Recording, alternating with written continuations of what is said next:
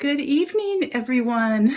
Hello, Kiri. Hello, Connie, Alicia, Dave. Good evening for you guys. I hope you're having a great day. I need a quick drink here.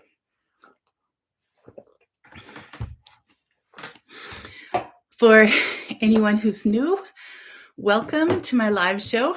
I'm out in West Central Minnesota and get all my peeps here for my live shows. I have been going live for 3 years now. Wow, that is just amazing. And I have only missed like maybe 3 or 4 times. So I think that's pretty good, actually. I think that's pretty good.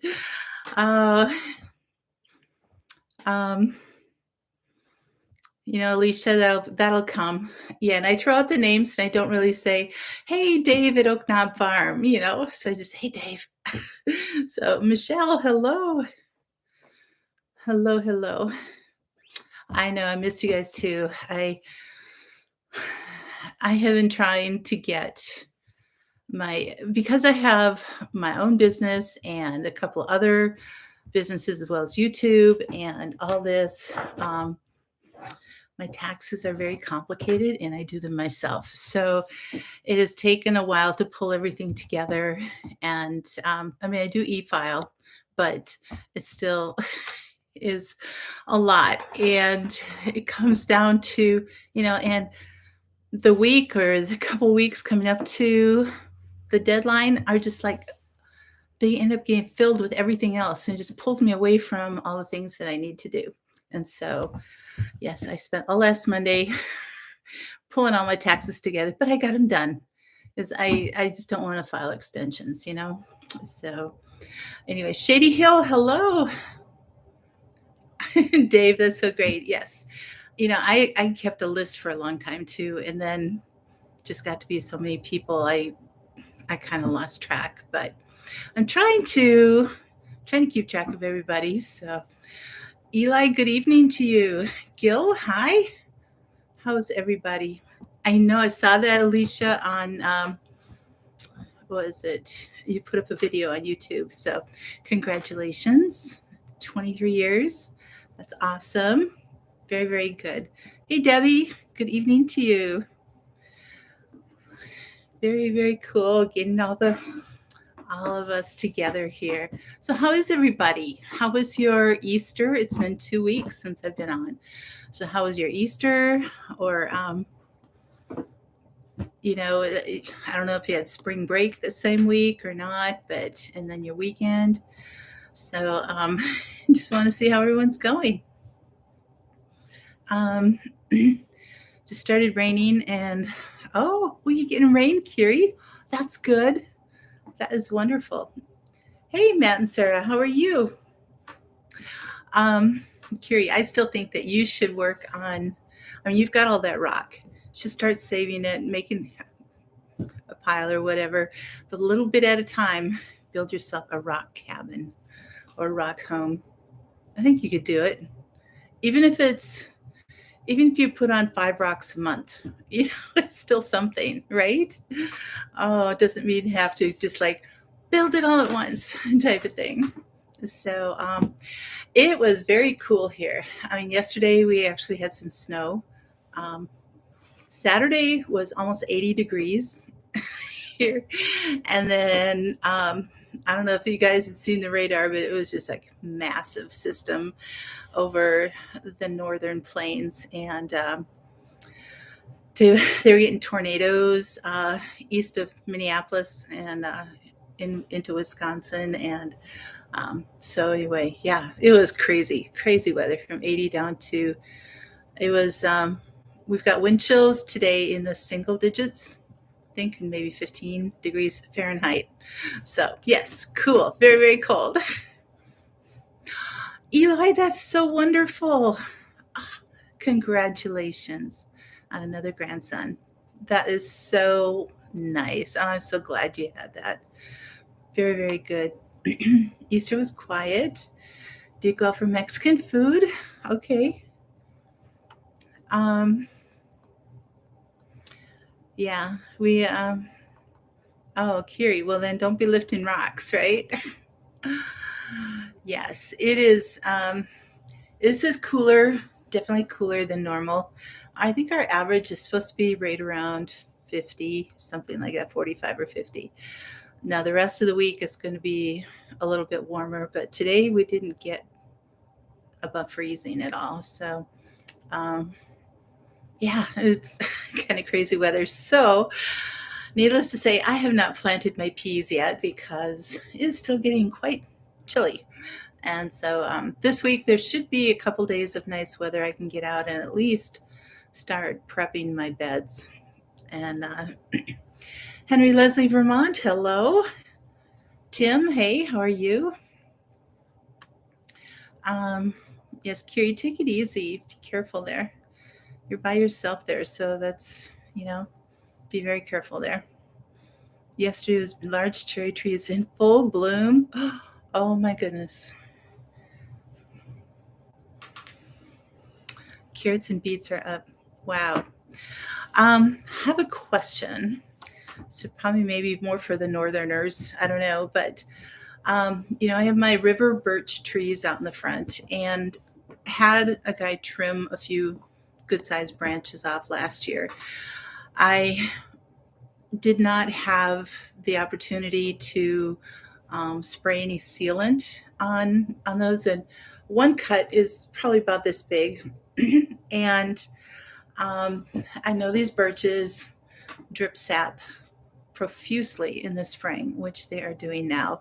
And this cut, I guess I was kind of hoping that it would kind of self seal in the last few weeks of fall and through the winter and everything, but it didn't. And now it is just dripping like crazy. It's got sapsicles from it, and I could go out and spray sealant on it, but it's wet. The cut is wet, and so um, any ideas, guys?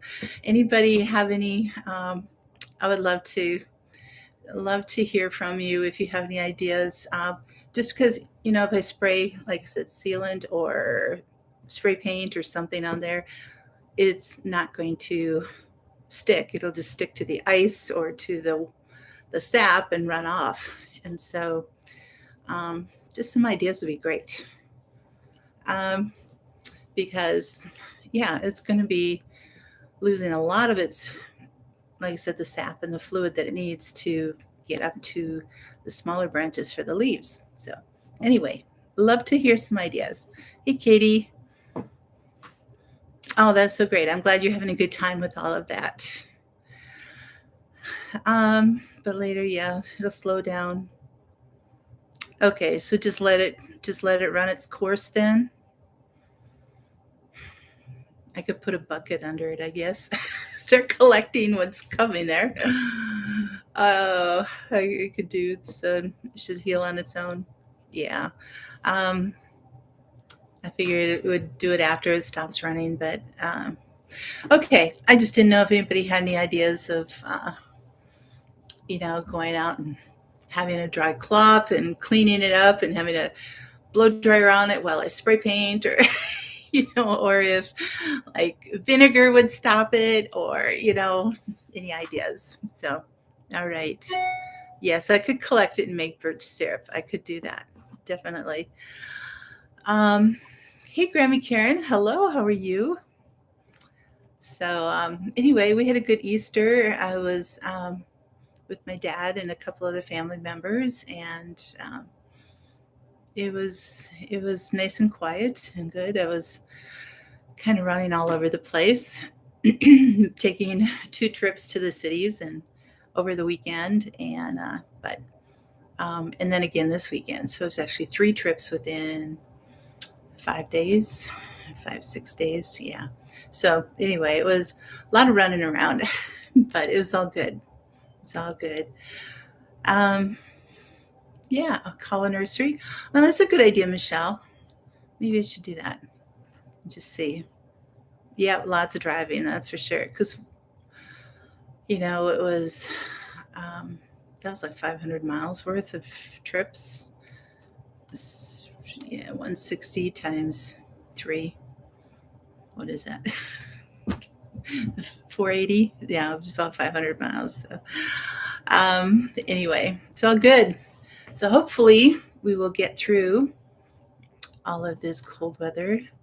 But the NOAA site said that we were supposed to have a warm spring. But I have a neighbor who told me the Farmer's Almanac said it was supposed to be cool. So far, the competition is building. The suspense is building. The Farmer's Almanac is winning so far. It seems to be anyway. Yes. So, all right. Oh, my onions. They're starting to get their fourth set of leaves. Look at these babies. I just trimmed these on Wednesday or Thursday last week. So, I mean, look at how strong these are getting. Look how strong those are getting. And they're fantastic. There's my ruby reds. They're falling over, so I've got to trim them again. But, once I trim them, then they're all like standing up so nicely. But yes, they're getting lots and lots of leaves here. Here's one that's got, so you can see, I don't know if you can see here, they get four sets of leaves there. A lot of them do. And so time to trim them. I will do that later because you've seen me trim these before. So, but something I have to do. You wouldn't mind sunny and cool. Are you hot, Michelle, out there? So, there's two different farmers almanacs. That I did not know, Dave. Oh, I bet they're happy out there, Dave. Yep. Yeah, it's. I don't know if is it Matt or Sarah or both, but yes, it's exactly whether it's cool or hot. I just hope it's not dry.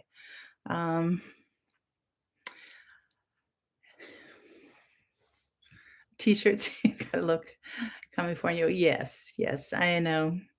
You know what? We have a t-shirt season here, and it's wonderful. But we as native Minnesotans love our hoodie season too. We do love our hoodies. As you can see, I've got one on. And it says Minnesota. The number that's on there, 1858. That was actually the year we became a state. 100 years before I was born. So anyway, tank top on daily. Yes, hoodies are the best. They are. They're so cozy and comfy. They really are. And you go into the stores and it's like hoodies all over the place. Oh, all right. Well, okay, so we've got people here from all over the United States. So tell me where you're at with your gardening. I mean, I know Matt and Sarah, you're further south than me, so you're like even in a different zone, and you've already been getting some stuff out there. But I have not been able to. I mean, I think my strawberries are coming up a little bit. The weather has just been, the days I've been home, the weather has just been really rainy or snowing and blustery, all that kind of stuff. So tell me where you're at with your gardening. The Old Farmer's Almanac is from Dublin, New Hampshire. 1818 got the Farmer's Almanac from Lewiston. Oh, okay. Do they say generally the same thing? I didn't know that because I don't really follow it, I guess you could say. Because I don't do like farming, but so I just kind of keep an ear out for what people are saying, and that's probably the most. New Hampshire one is 225 years old. Whew.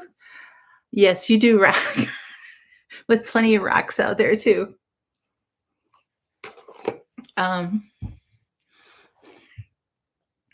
So 1858. So we're 100. Yeah, we're quite a bit younger than you there. They have different ways to calculate the forecast. So they're always okay. Do you know which one tends to be more correct? That would be interesting. Have you tracked that? I'm sure they have. And so they're like, "Oh, but we were right on everything this year." Then the other one is like, "Well, we were right on everything last year." Ah, so if they're calculating different things. One of the reasons I like to look at the NOAA, which is the National Aeronautics and Oceanographic, the National Oceanographic and Aeronautics Association or something like that. Anyway, they look at it on a global scale. So they're checking out to see what is happening like in the South Pacific that's coming up to affect our weather, different things like that. So,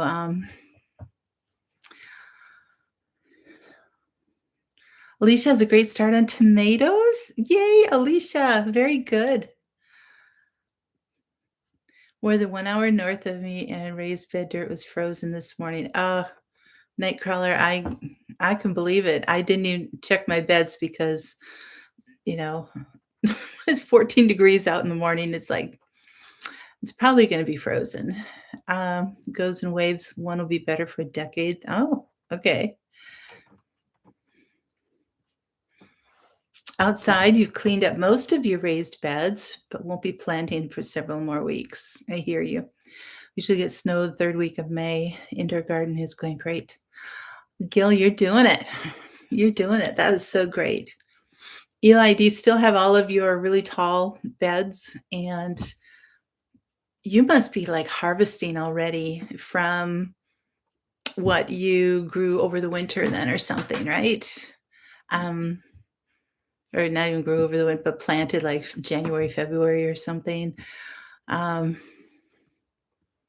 I know Heaven's Essentials is up more in the mountains, so they're still getting some frost and snow once in a while. But um, yeah, so it's you see so many Southerners, Mississippi, Louisiana, all of those that they're planting and harvesting like crazy, and it's it makes us the rest of us feel like we're so far behind, but we're not. I mean, we'll easily catch up, but you wish you had tall raised beds. Yeah. Love to have a job where you could be wrong. That's so true, Eli. Yes. I know, Michelle, right? Right? It's like they could plant 3 seasons of gardens. It's like, I get 1 shot and that's it, But anyway, we are gonna talk about mulch tonight, and I want everybody to be able to, um, share what you use and different things. I'm just going to, pass on some information and everything here. I did put the links below um, for things that we can do, but we can do lay down mulch in the fall, in the spring, and through the summer. So it's not just like a one and done type of thing. Um, One of the best mulches actually is compost. So,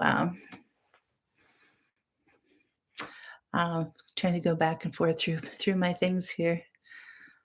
Um, you started most of your planting. You thought you had tomatoes hardened up, oh no! Oh, are all the leaves sunburned, Dave? Or no, Connie? That's sorry.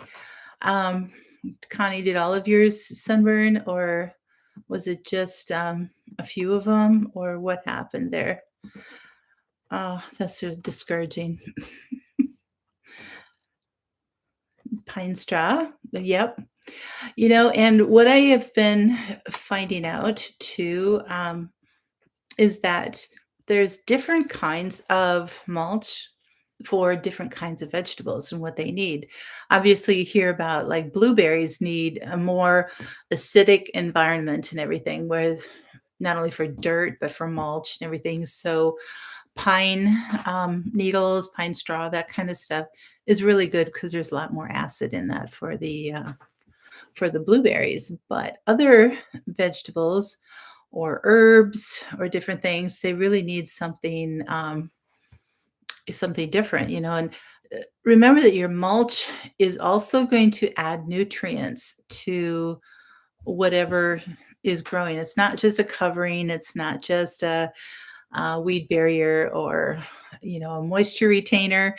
It's also when it rains and when you water and everything, there's going to be nutrients that come from that mulch down into there. If you're using organic, there's actually two different. You can use organic or inorganic. Organic matter would be anything that you have from in the way of straw, compost, wood chips, grass, all that kind of stuff. That's all organic. Inorganic would be if you're using like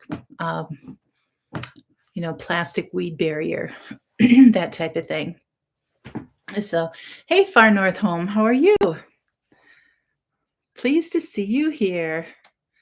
Pleased to see you. Dave, you did your first round of winter kill cover crops last year. Beds are nicely mulched with all the dead material that's left. Super. Oh, that's wonderful. Yeah, the pea and oat mix, that'll be great. So it allows, and see, I was hoping to get mine in last year too, but it just last fall was a little crazy.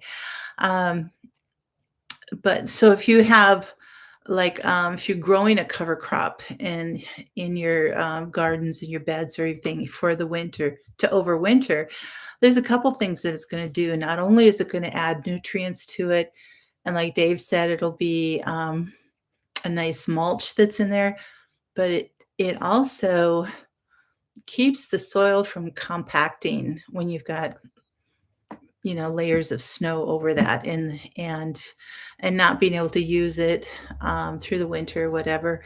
It's going to keep because you've got roots going down in there, you've got plants moving around in there, and it's going to keep the soil aerated a little bit better.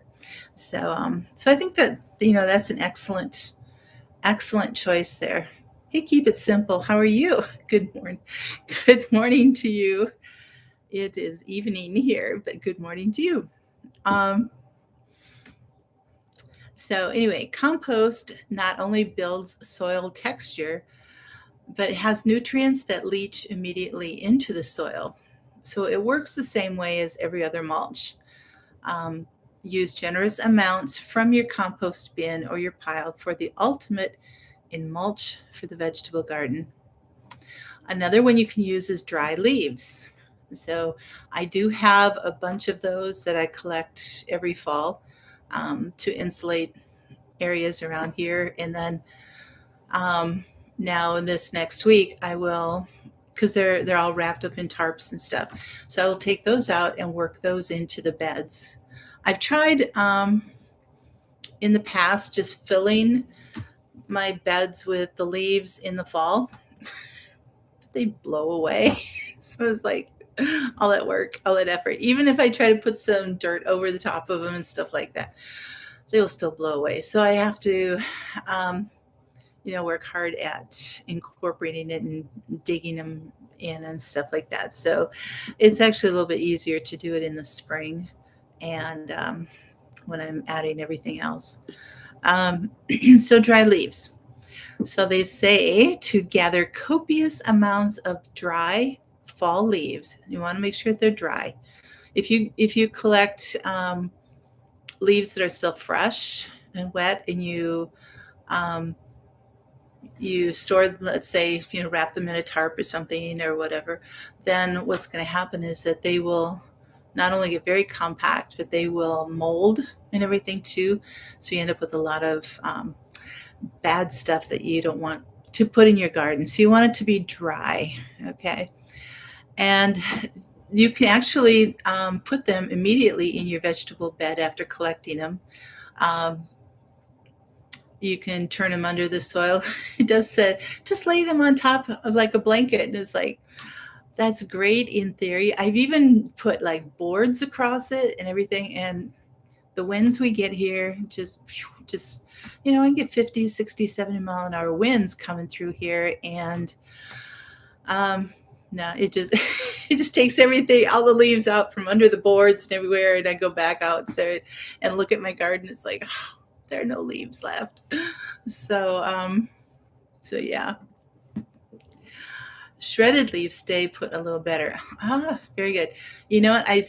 Last year I talked about putting the leaves in a big garbage can and using my weed eater in there and shredding them up. I still need to do that.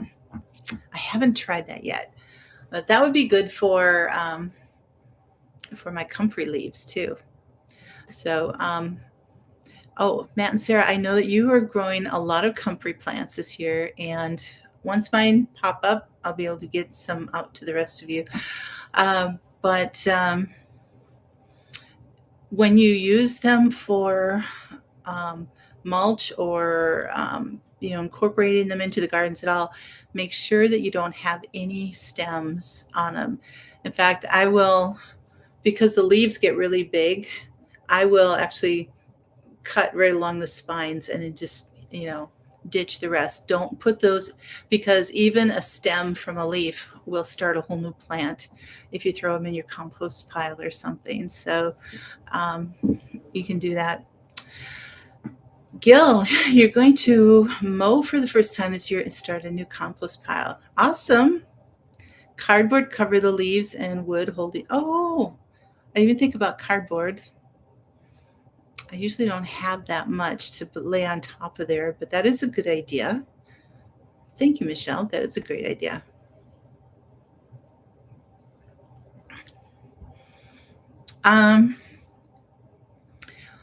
It shouldn't make a difference in the tea. That should be fine. You can use the whole plant for that.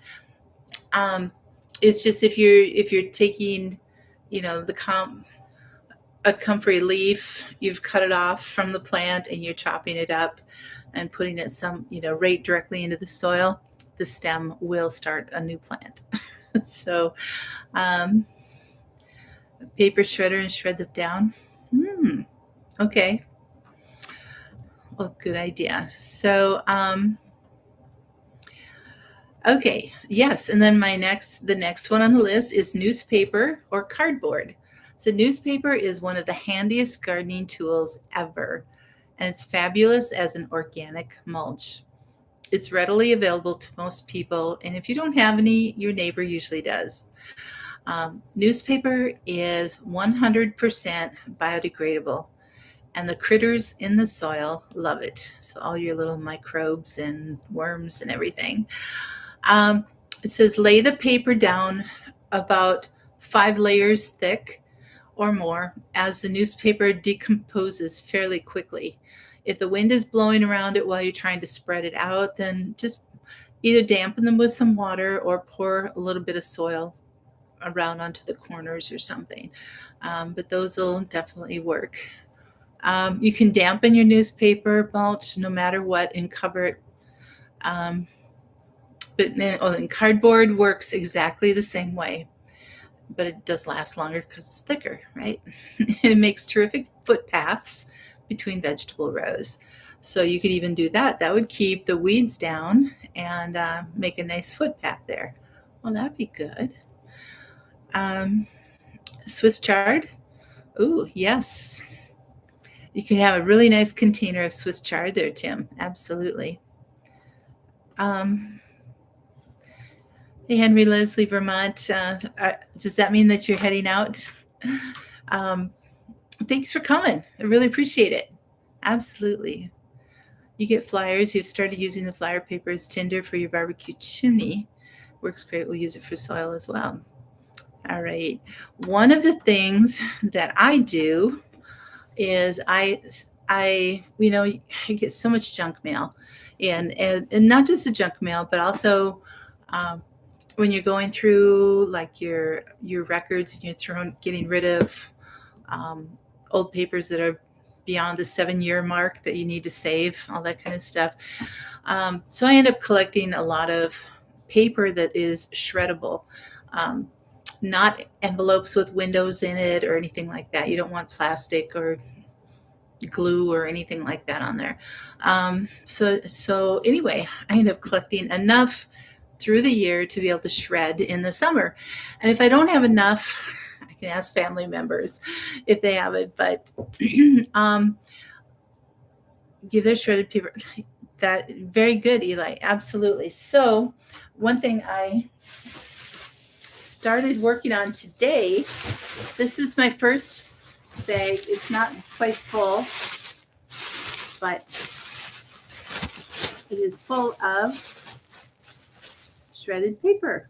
So I've got a crosscut shredder, and I mean, you can shred it into strips and everything too, but I like the crosscut because it makes it into these little pieces, and it's easier to just grab a hunk and then pile it around. So if you've been following me for a while, you've seen me put that around my tomatoes or my beans, which has been really, really great for when it rains or you water or something, and you don't want the dirt to splash up on the leaves. So even around the strawberries, it's been nice because, although I do prefer straw for strawberries, but I've done this too. And any vegetable that's going to end up laying in the dirt, or that dirt will splash up on the leaves and cause disease problems or anything like that. So anyway, I like to get 3 big bags full, and that will do my garden pretty well. So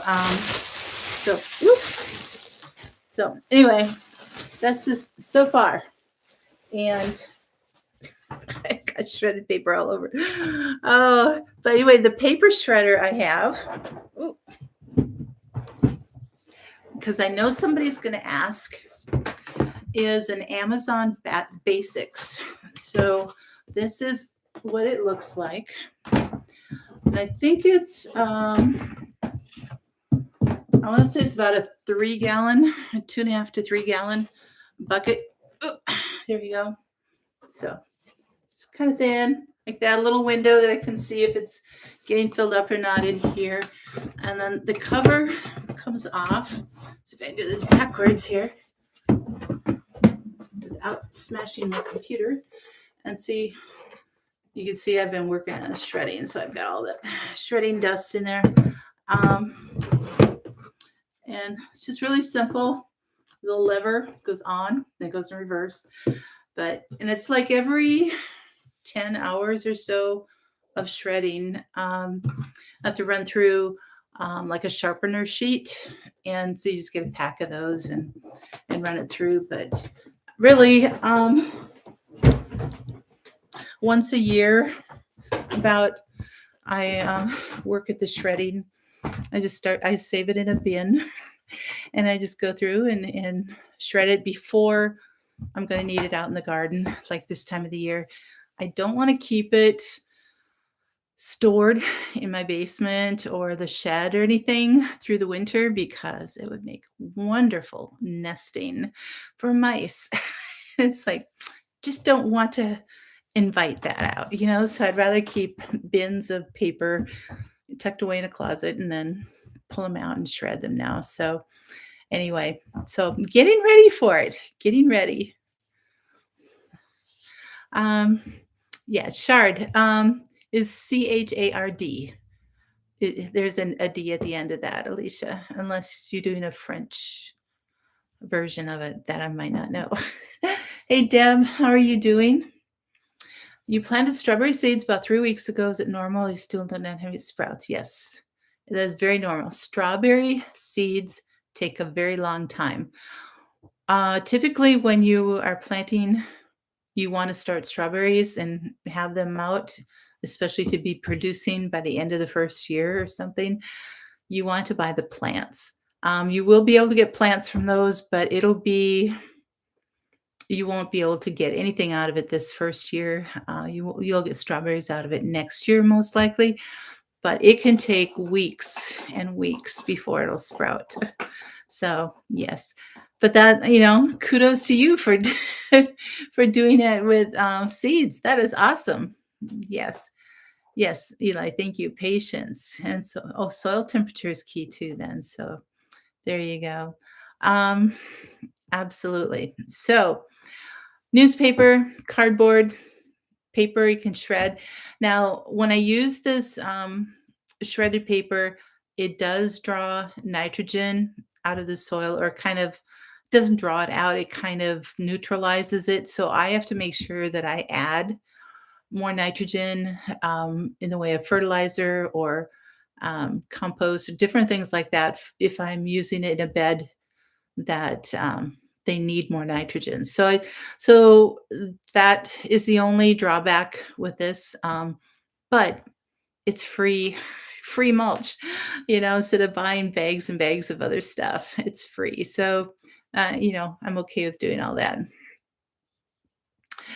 Yeah, just make sure you keep it watered and a good temperature, and keep it in the sun, and yeah, it should be okay. Um, okay, then we go into straw. So you want to get oat straw, organic oat straw, preferably something that has not been sprayed. And then hopefully without any seeds in it. It's hard to really get any that doesn't have any seeds in it, but if you can get the straw without seeds, and seedless hay. So hay would be from alfalfa. So you want to make sure there's no seeds in there. That's very dry, and but because you don't want to start growing oats and hay in in your garden bed with your carrots or something like that, right? So it's those are but anyway, straw and hay are super, super, super for your vegetable garden. Um, great around strawberries, super around corn and uh, peppers, beans, just any of that kind of stuff. So that works really, really well. It You can pile it in thick. It allows water to get through. It allows air to get through. Um, it's just really, really good for the plants. Just make sure you don't put it on so thick when the plants are really little so that you end up covering them up. Okay, so make sure that you either move aside a good area around the plant until it gets bigger, and then you can put more mulch in closer. But anyway, they're great things to have in there. And then at the end of the year, you are able to work that right into the soil, and you're adding wonderful, wonderful matter into your soil. So it's really, really good. Ah, Eli, I did not know that 10% germination. Okay. Um, that's great. Okay. It depends on the kinds of flowers or anything like that. You don't necessarily want to use it around in your flower bed, straw and stuff like that. Rather have you see using shredded bark or wood chips or something, and then around trees also. And that's the next thing, is wood chips or shredded bark. So I think of, and with all of this, think of ways that you can, have these available to you without having to go out and buy them. Um, that's one of the reasons I shred my paper. It keeps down the cost of buying a lot of mulch. Um, for like Dave, you've got all of that wonderful, scrap wood from the trees and the different things like that. If, and anybody else who has that kind of thing, if you are able to like rent a chipper or a shredder or something like that for an afternoon, and take your whole pile and just make a whole bunch of, you know, wood chips or shredded bark or something like that. And, just make a whole pile of it at one time, and you have that. So it's also great to add to your compost, but the first purpose you'd want it is as a mulch. But so they're very sturdy, and they'll hold up all year long, but they also break down more slowly. So you don't have to worry about, you know, from spring to fall that there by the time fall comes around, you're not going to have any mulch left. They'll still be there, and then you can work it into the soil for the next year.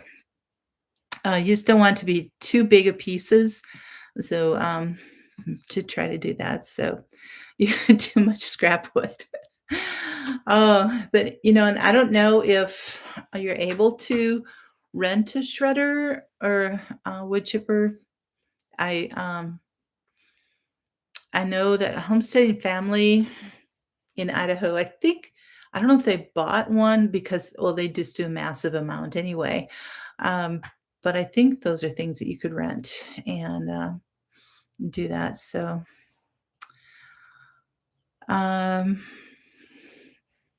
at what size do you transfer your tomato sprouts from a small tray into a solo cup? Right now, they're about 2 to 3 inches, 2 to 3 leaves on them. Okay. Yeah, let them get as tall as they can, probably um, in that little cell, a good 4 inches tall, I would say, above the soil before you transfer them into the other cup. Um, yeah, because you want to have at least 3 good sets of leaves on them. So, Dave, you bought a chipper? Cool.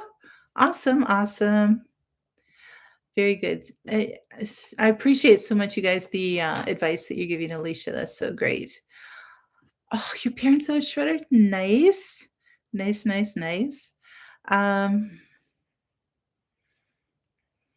yeah, okay. You guys are just so great. I really appreciate that. So, so any of your perennial beds really, really like wood chips or shredded bark. Um,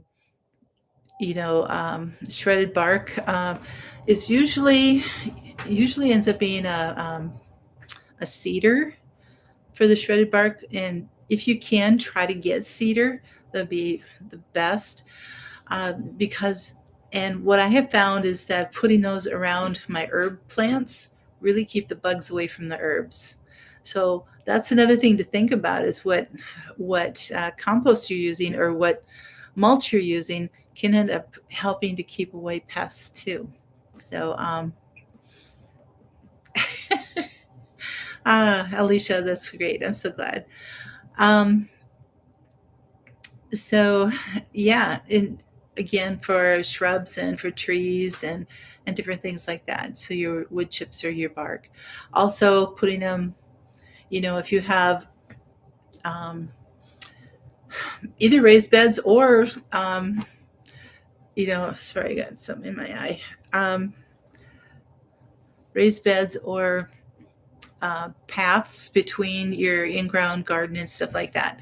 Um, cover them with that. Now, Matt and Sarah, you've got a back to Eden garden that I know that you prefer to use wood chips and that type of thing on, and that is awesome because the next suggestion is, excuse me, grass clippings, and I know how that went for you. Um, Grass clippings. First of all, you need to make sure that what clippings you get, it's not sprayed grass, then it's not full of weeds and different things like that. So, because what you cover your vegetables with and you put in the garden is going to end up growing if there's any seed or anything like that in there. If it's been sprayed, it can end up killing your vegetable plants in there too. So, um, exactly, and not full of weed seeds. Exactly. So if you, yeah, and and it depends on what you're putting them around too. I would not put them around my green beans or my tomatoes or strawberries. Just because I've got too much. I have a very active lawn in the way of different things other than just grass growing, which I'm fine with. And the alternative is to be spraying and fertilizing all the time, and I have better things to do with my time, as well as better places for my money to go. So anyway, um, they do break down very, very quickly. They do give a good nitrogen boost, but you want to. It says if you use grass clippings as a mulch, keep the layer under 4 inches. If it's piled much higher, the grass will mat and become oxygen deprived, which is anaerobic. And it means it will produce a less than desirable odor. So it'll rot, and that'll rot your plants. So, grass clippings work pretty well in your garden, but weed seed is definitely an issue. Oh, okay. Hey, Southern Bless, how are you doing today, Miss Patty? And then the other thing that you can have is a living mulch, which is what Dave was telling us about before. And it's when your vegetable bed is done and you're clearing out whatever was growing there. Let's say you had beans in there, and then by the end of July, they're all done. Or those of you who grow 365 days a year, and you want to give a bed a rest instead of continuing to grow and grow and grow and everything. If you're allowing a bed to rest and just kind of rotate through there, plant in, a cover crop like that. Can be like Dave had oats and peas, or oats or whatever. And then I'm not talking about like snap peas or something. It's a little different cover crop. You can put a rye in there, annual rye. You can put different things that grow in there, clover, all that kind of thing. So that they can help to, fill your. That's a good point, Dave. Too many grass clippings can attract slugs. Yep. Okay, Gil, thank you so much for coming in. Appreciate that. It's a rainy day. You're doing this and that. Oh, I've heard a few other people do it, Eli. I don't know if so much cultivate them as well. They might plant them. I'm not sure. But I know you do a great job at that.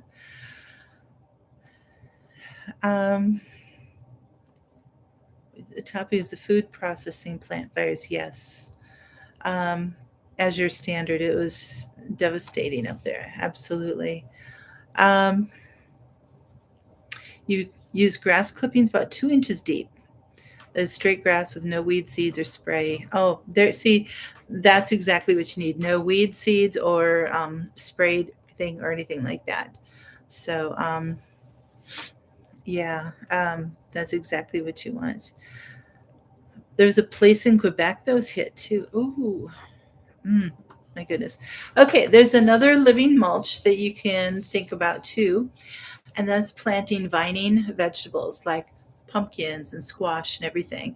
So those leaves, especially pumpkins, can get huge, huge, huge, huge. And so as they're going out and vining throughout your garden, they will shade the soil.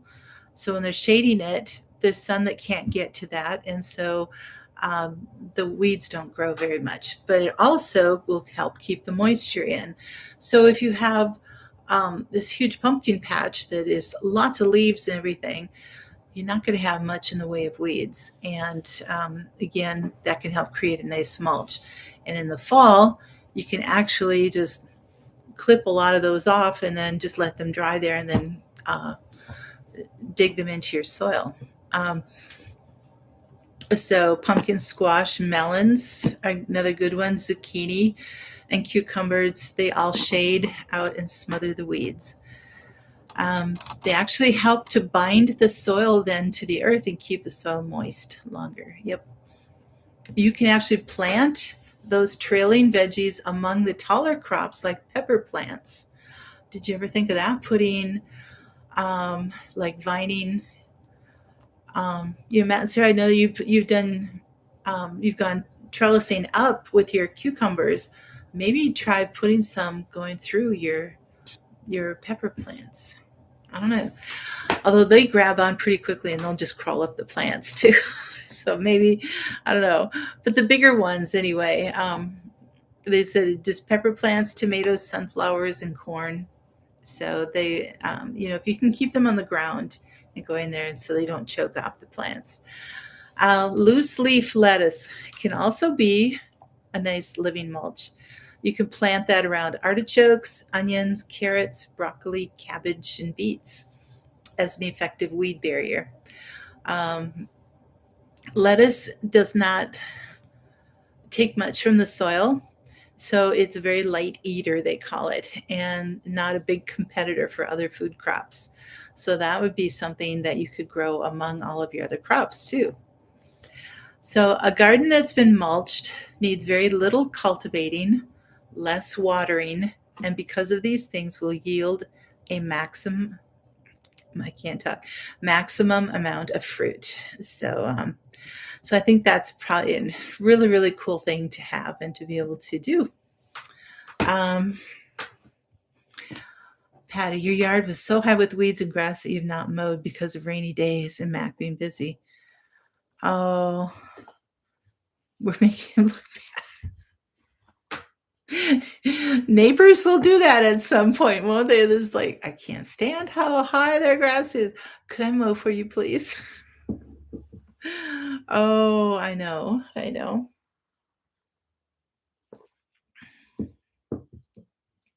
Very good.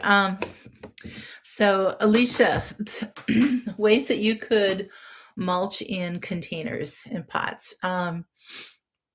Yes, you could I would put some, like in your pot with your tomatoes. I would put in some shredded bark, probably. You could do that. Straw might not stay in there very easily, but and put a couple inches a layer or something like that. That will, yeah, I think that would be a good one. What do you guys think? Shredded bark for her containers for tomatoes. Put straw for once your strawberries get started. Use straw for that. But yeah. And, what else are you growing then, Alicia? I know you started tomatoes. Is there anything else that you're going? Okay. Thanks, Matt. So any other comments on mulch? Different ideas. I know that I offered a couple different, I think 3 different websites that I put below. So, so anyway, they have, all different, what do you call it? Different ideas, different suggestions, different things that they can do there. So, but anyway, now, Patty down in Mississippi, what is your best mulch down there? And then we have, Eli out in the desert of California. What is your best mulch out there? I'd like to hear what works best in the different climates. I think that'd be awesome to find out what works great because, on occasion we have that kind of climate that comes through. Like last summer, it was hot and dry, and it's like, oh, what do we use?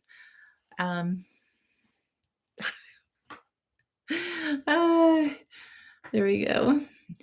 You can't find good straw there. They all have seeds. They're now growing. Oh, yeah, that Patty, that's definitely the problem that goes in there. Plan to start beets. Okay. Those will work in containers too. You could probably get 6 or 8 of them in a the size of like a 5-gallon container, if it's a lower bucket. You don't need them very deep. Probably 10, 12 inches deep is all the deeper you would need them. Um, but and those you really wouldn't have to mulch because those leaves get so big. They'll get very, very leafy, and they will they will keep out the weeds in that way. Whatever is free. Okay. Yeah. Oh, Debbie, thank you. Thank you. Appreciate that. Mulch is an issue there. It's good during the hot season, but also molds easily during the wet seasons. Yes. The other thing that if you're using a lot of wood chips in in your garden, and then you're putting, especially if you're putting like pots or something over it, that will attract slugs because they love wet wood. And so that's another thing to think about. If you are you in a really rainy area, let's say you're in the Northwest or in the deep South or something, and the wood chips would probably not be the best thing for you because it will, like I said, attract a lot of slugs. And once you start getting them, it's really hard to get rid of them. So, they love, love, love, love wet wood. So, the and last year when I switched out my beds and I had all new wood and everything in there, I didn't have a single problem with it, although it was really hot and dry too. But um, slugs and ants are a problem right now. Oh, okay. Yeah, it's okay. Thank you, Deb. Appreciate coming in. So, ooh, mastery course on Zoom. Nice. Okay, so you did leaves. Again, be careful of putting leaves too thick in the layers because they will mat down and cause mold and different things like that. So, all right, guys, I don't have any tips tonight. I didn't quite get there because I've been working on other stuff, but it's a really busy time for me right now. So I know you don't even see one of those in the hot, arid part of the country. That's for sure. Yeah, that was an hour already. Can you believe it? Oh my goodness. You guys, thank you all so much for coming and for hanging out with me and listening to me jabber on and but even though I come up with the subject and I do the research on it and try to impart whatever knowledge is out there on that, you guys always bring more to the table. And I'm so grateful to you for that. I really am. Oh, thanks, Patty. That's so sweet of you. And I'm sitting out there. My garden is right there. I'm looking out the window and it's right there. And it's like, okay, it's been waiting for me for 6 months, 7 months. It'll wait a little bit longer. But anyway, I'm going to start getting out there and start working on it. So, all right. Oh, thanks, Alicia. All right, you guys, take care. God bless. Always have hope. Have a great week, and we will see you next week. Shalom, Eli. Good night.